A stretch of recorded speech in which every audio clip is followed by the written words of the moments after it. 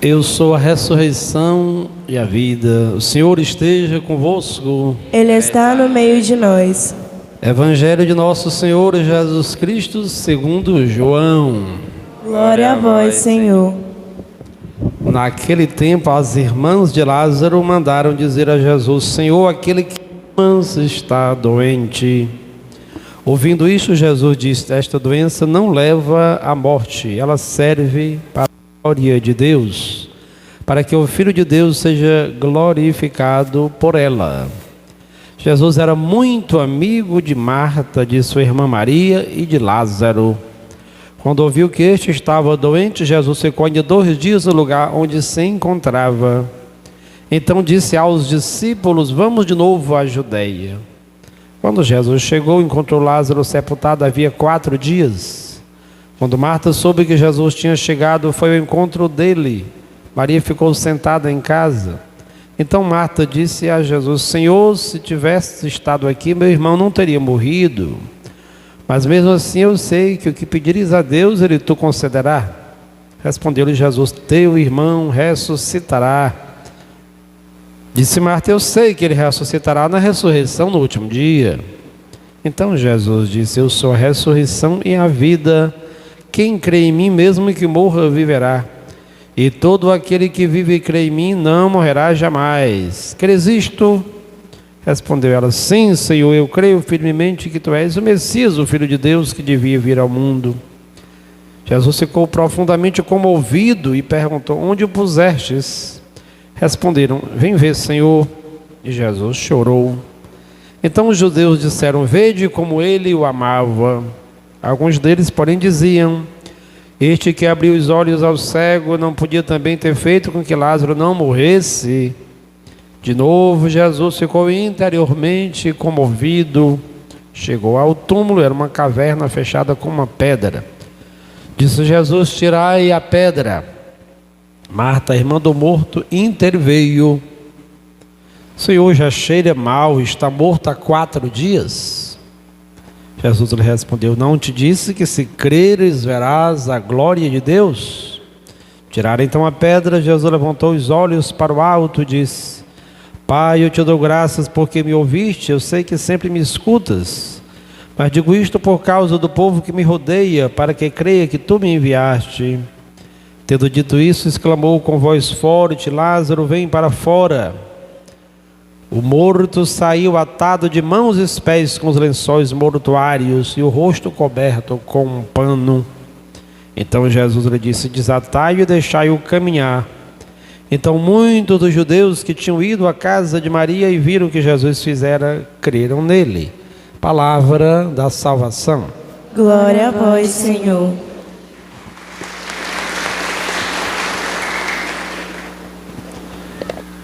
O evangelista João fala que Jesus realizou 7 sinais. Um sinal é sempre uma realidade palpável, tangível, que nos aponta para uma realidade muito superior.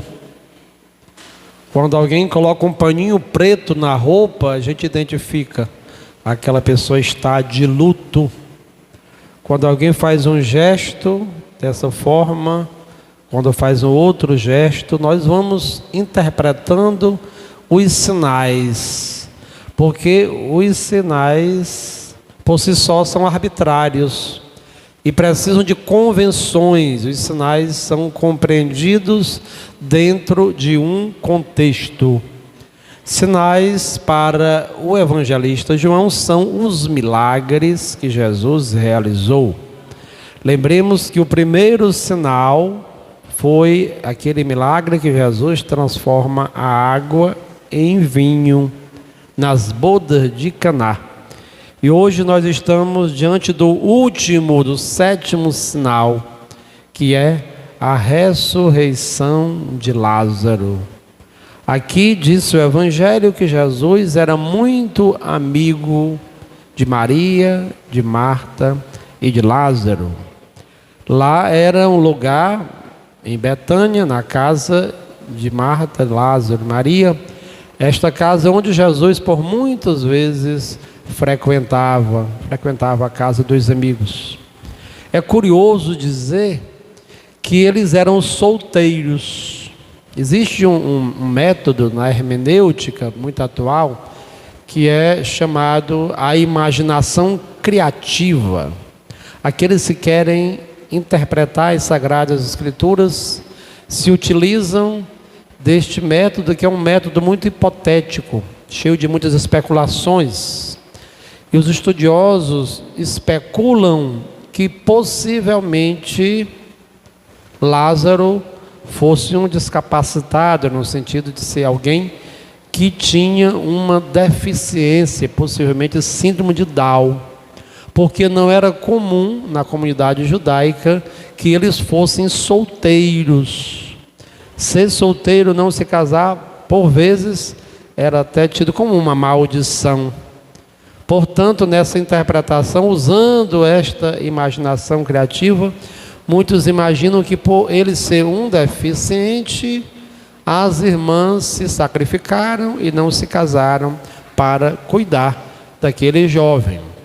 Mas especulações.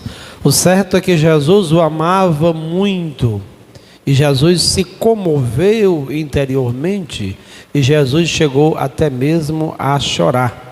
Quando ele sabe que ele está doente, Jesus retorna depois de 4 dias, ele já estava morto. Jesus o amava muito. Os sinais, voltemos aos sinais. São João no capítulo 20 diz, quando conclui os sinais: estes sinais foram escritos para que acrediteis que Jesus é o Cristo, o Messias, o enviado do Pai. E acreditando, vós possais ter a vida em seu nome. E ao final, o último versículo que nós escutamos, neste relato da ressurreição de Lázaro, diz aqui, este relato, que por conta disso as pessoas que foram ver este acontecido, viram a ressurreição, aquele que estava morto agora voltando a viver, eles, por causa disso, acreditaram em Jesus. Isso é muito importante, porque muitas pessoas só querem o milagre, muitas pessoas vivem negociando com Deus um emprego, a saúde, até mesmo um noivo, um casamento ou coisa parecida. Mas quando recebem a graça, o milagre, não querem acreditar em Jesus mais. Até dizem que acreditam, mas não é só dizer eu tenho fé, eu acredito, mas é ter um caminho de fidelidade, é frequentar a casa de Deus, é ouvir a palavra, é ter uma vida cristã autêntica. Isso é acreditar. Porque a fé sem as obras não serve para nada, é morta, nos diz São Tiago. É importante que nós meditemos hoje, queridos jovens, vocês que estão em preparação para receber os sacramentos pascais. Neste dia, o terceiro escrutínio. Sempre recordo que fazer um escrutínio é fazer uma análise da própria vida. É analisar a própria existência, quais são as prioridades que nós estamos colocando na nossa vida, examinar a própria consciência. Na ressurreição de Lázaro, esse binômio vida e morte, morte e vida devem acompanhar as nossas reflexões. Vejamos que na primeira leitura nós escutamos uma leitura da profecia de Ezequiel. O povo de Deus imerso no pecado, o povo que estava sofrendo no exílio, era um povo que estava sem esperança. E o sacerdote e profeta Ezequiel tem esta visão, comparando o povo que está no pecado ao povo que vive a morte, a um conjunto, a um amontoado de ossos ressequidos. E de repente ele começa a ver esses ossos que vão se juntando e vão ganhando músculo, e vão ganhando carne, e vão ganhando pele. E ele diz: eu vos tirarei das vossas sepulturas, colocarei o meu espírito para que vós tenham a vida. É um sinal muito profundo para nós. E também, na segunda leitura, São Paulo, capítulo 8 da carta aos Romanos, vai dizer: os que vivem para a carne não poderão agradar a Deus, mas nós devemos viver para o Espírito, viver conforme Deus quer, experimentar essa ressurreição, não somente em Lázaro, mas em nós. É meditarmos que a ressurreição tem dois grandes sentidos para nós. A vida que Jesus nos quer dar é uma vida espiritual. A ressurreição espiritual é vivermos em cima desta terra para Deus e não para nós mesmos, porque o pecado nos coloca amarras, os vícios nos fazem escravos.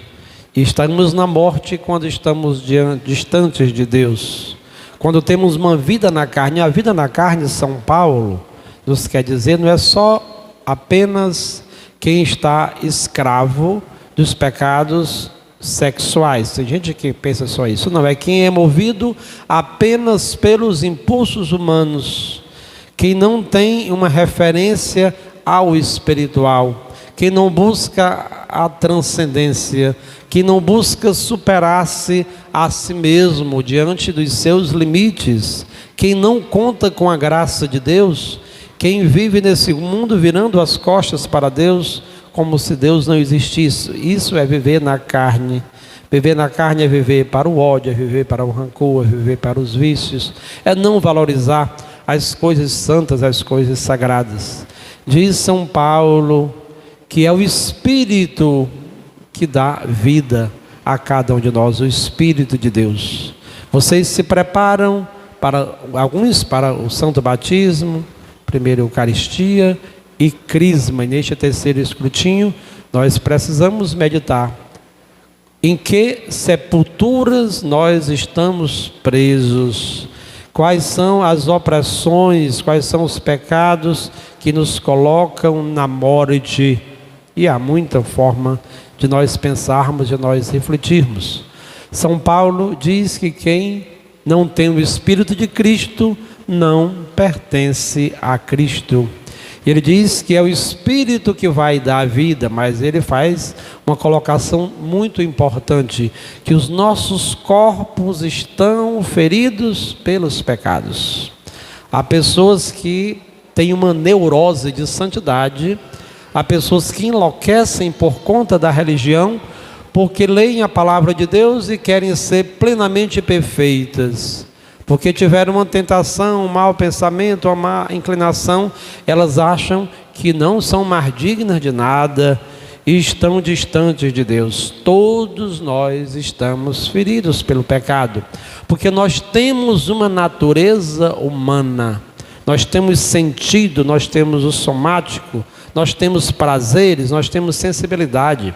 Isso é inevitável, até o papo tem. Nós temos maus pensamentos e maus desejos, mas se o Espírito Santo está em nós, se você quer adulterar, você vai encontrar força para superar. Se você quer roubar, você vai conseguir. Se você quer agredir, violentar os outros, se você recorrer à graça de Deus, vai ser fortalecido. Pode ser que uma hora ou outra nós possamos cair, porque é da natureza humana. Diz o latim, rara humanus est, errar é humano, e o povo diz, burrice é quando a gente erra e não quer se corrigir, não quer buscar a graça de Deus. Ressurreição de Lázaro tem este sentido profundo para nós. Podemos ter uma existência humana na morte. Há pessoas que têm uma vida apenas biológica, têm um vigor físico, têm beleza corporal, mas não tem Deus, não quer viver conforme os preceitos divinos, então tem uma existência marcada pela morte. O convite que Jesus nos faz é que tenhamos uma vida de ressuscitados. Depois vamos ouvir posteriormente. Se ressuscitados com Cristo, aspirais os dons mais elevados. Nós devemos sempre buscar a Deus, buscar o progresso, mas nós estamos em caminhada, em aperfeiçoamento. É o primeiro entendimento, essa ressurreição no sentido espiritual. Deixemos, irmãos e irmãs, deixemos-nos conduzir pela graça, pelo Espírito Santo de Deus, que recebemos o nosso batismo e depois somos confirmados pelo sacramento da crisma. Mas há uma outra perspectiva também da ressurreição, que é aquela escatológica. A ressurreição no sentido escatológico é a ressurreição futurística. Todos vamos morrer, mas acreditamos que vamos ressuscitar. Por isso São Paulo diz: se nós não acreditarmos que Jesus ressuscitou e que também haveremos de ressuscitar, nós somos as pessoas mais dignas de dó e de compaixão. E ilusória e vã, estéril é a religião, a crença que nós professamos. No próximo domingo, que já será domingo de Ramos, quando em Mateus nós formos fazer a leitura do Evangelho, lá se diz que depois que Jesus morre, muitos daqueles que estavam nos túmulos saíram andando pelas ruas e foram reconhecidos pelas outras pessoas. Uma referência direta, irmãos e irmãs, nós que ganhamos de Deus o presente da vida, da existência, um dia haveremos também de prestar contas a Deus por tudo aquilo que nós realizarmos, pelo bem que praticarmos, pelo mal que praticarmos, pelas omissões, por aquilo que nós deixamos de fazer para agradar a Deus. Hoje, irmãos e irmãs, somos felizes com todos vocês que estão realizando este ritual do terceiro escrutínio, toda a assembleia que participa, seja aqui presencialmente, você também que nos escuta em casa, em qualquer outro ambiente, que escuta os apelos de Deus. Cada um de nós é convidado a superar a morte, as amarras do pecado, para que, como Lázaro também, possa ter as mãos e os pés desamarrados, assim volte a caminhar. A caminhada é a libertação que o Espírito de Deus coloca em nós, para que sejamos vencedores de todo o pecado, de todas as limitações. Eu sou a ressurreição e a vida.